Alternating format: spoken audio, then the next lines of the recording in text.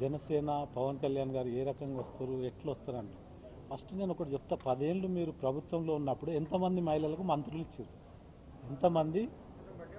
ఎంతమంది మహిళల్ని మంత్రులుగా చేశారు?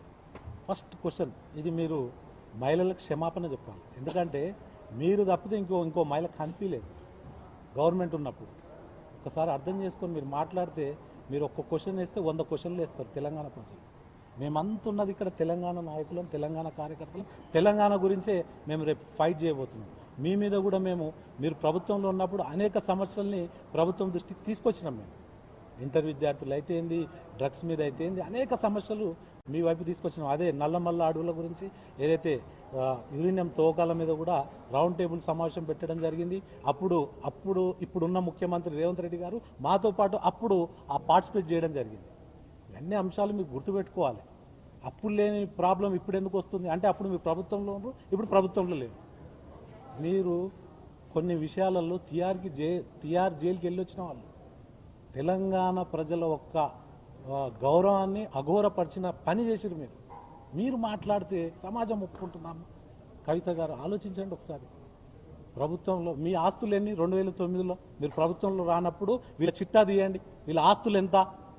తర్వాత గవర్నమెంట్లో 10 ఏళ్ళు మీరు చేసిందే ఆట, మీరు పాడిందే పాట, మీరు ఆడిందే ఆట. ఎక్కడ పడితే అక్కడ ఎన్ని కోట్ల రూపాయలు, ఎన్ని లక్షల కోట్లు మీరు ఆ రోజు తెలంగాణ 2 రాష్ట్రాలుగా విడిపోయినప్పుడు మనకు తెలంగాణలో ఎంత అప్పు ఉంది ఒకసారి గుర్తు చేసుకోవాలి. ప్రతి తెలంగాణ బిడ్డకి ఇది వర్తిస్తుంది. తెలంగాణలో ఉన్న ప్రతి ప్రజానికానికి ఇది వర్తిస్తుంది. మీ వల్ల కొన్ని లక్షల కోట్ల అప్పులైపోయినాయి.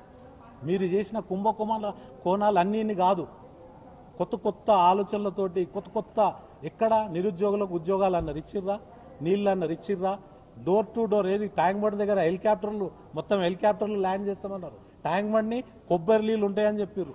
ఎక్కడ బ్రదర్? ఇదంతా మీరు ఆలోచించాలి. ఇది ప్రజలు కూడా ఆలోచించాలి.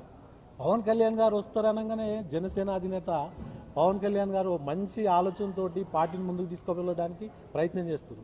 ఆనాడు మేము కూడా ఎమ్మెల్సీగా పివి నరసింహరావు గారు మనవరాలు పోటీ చేస్తుంటే మేము సపోర్ట్ చేయడం జరిగింది. అటువంటి ఉన్నతమైన ఆలోచించే వ్యక్తి జనసేన అధ్యక్షుడు శ్రీ పవన్ కళ్యాణ్ గారు. అవన్నీ మర్చిపోతే ఎట్లా? మీరే స్వాగతించారు. గతంలో కూడా కేసీఆర్ గారితో 2 సార్లు భేటీ చేయడం జరిగింది. ఆయన 2000